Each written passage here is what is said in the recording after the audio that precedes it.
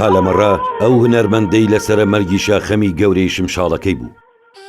قالەمەڕە ناوی تەواوی قادر عەبدوڵڵا زادە لە ساڵی 1925 لە گوندی کولیجە سەر بە شاری بۆکان لەدایک بووە. باوکی نەبینیوە و لە تەمەنی 6 ساڵیە دایکی کۆچی دواییەکە.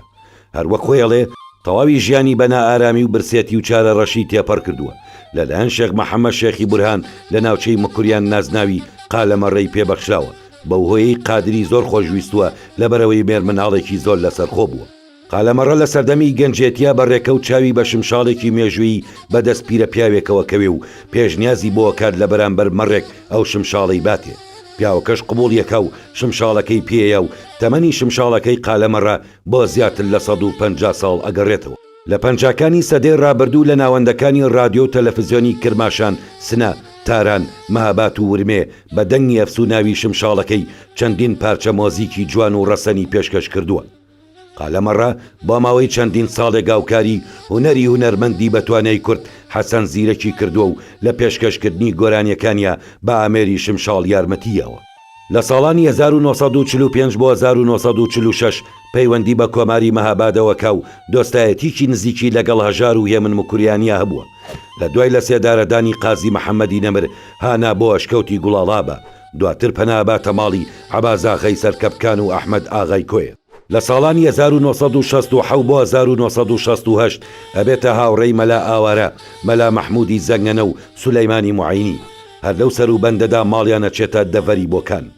تا ساڵی 1970 سەردەمی شۆڕشی گەلانی ئێران بەنهێنی لەگەڵ بزوتنەوەی کورد و حەزبی دیموکراتی کوردستانی ئێرانە کاری کردووە. بۆ بخۆم بە قورئانی مەجید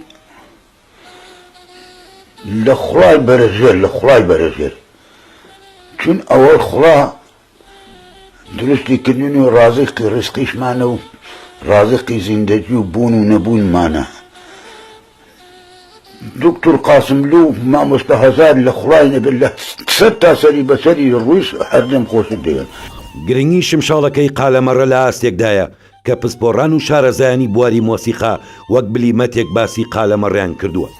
مامۆستان وەرقەرەداخی دەربارەی قالەمەڕاڵێت پەنجەکانی مامەقالە پەنجەیەکی کوردی ڕەسەن، پەنجەیەکە کە کەم کەس هەیە بەم شێوازە بتوانین دەستی بۆ درێژ بکەین و زۆر پێویستێ ئێمە بەو پەڕی ڕێزەوە و بەو پەڕی گەورەیەوە بڕوانینە مامەقالە.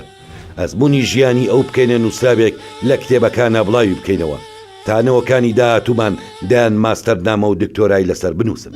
مامۆستا ئەنجیمسە گرمە لەسەر هونەری قالەمەڕاڵێ. قالەمەڕە شمشاڵجەنێکی بەتوانە و لێهاتووە. شارەزایەکی زۆری لە مۆزیکی کوردیا هەیە. ئەتوانم بڵێم لوتکەی ژەنینی ئامێری شمشاڵ لە مۆزیکی کوردیا لە ژەنینەکەی قالەمەڕەدایە. هەروە ئەتوانم بە حەسەن زیرەکی بەناوبانگی بەراورد بکەم و بڵێم ئەگەر حەسەن زیرەک بەتواناترین و بەناوبانگترین گۆرانی بێژی میلی مۆزیکی کوردی بوو بێ، ئەوە قالەمەڕەش بەدڵنیاییەوە باشترین شمشاڵژەنی مۆزیکی کوردی سەدەی 20ەمە. مامۆستا حسێن یوزەف زەمانی مۆزی زیانی بەناوبانگ دەیانجار لەسەر هونەر و بلیمەتی قالەمەڕە قسەی کردووە. لە نێو هونەرمەندانی ئێران هونەرمەند قالەمەڕە بە نازناوی گەنجینەی گەڕۆک ناسراوە.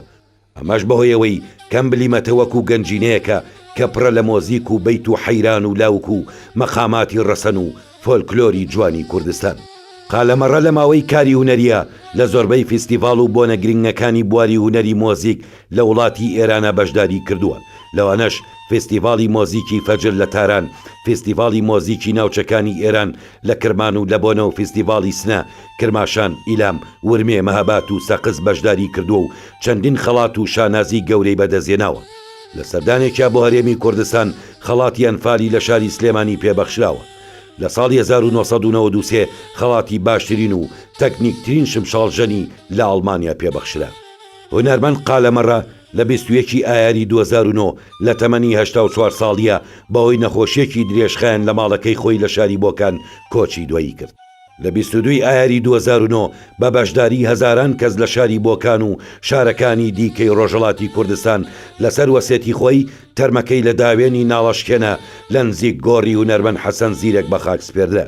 قالەمەڕە لەسەر مەرگی شاخەمی گەورەی شمشاڵەکەی بوو و بە پێی وەسێتی خۆی لە پاش مەرگیە بێت شمشاڵەکەی لە مۆزەخانەیەکی هەرێمی کوردستان وەک میراتێکی کلتوری و هونەری بپارێزرێت.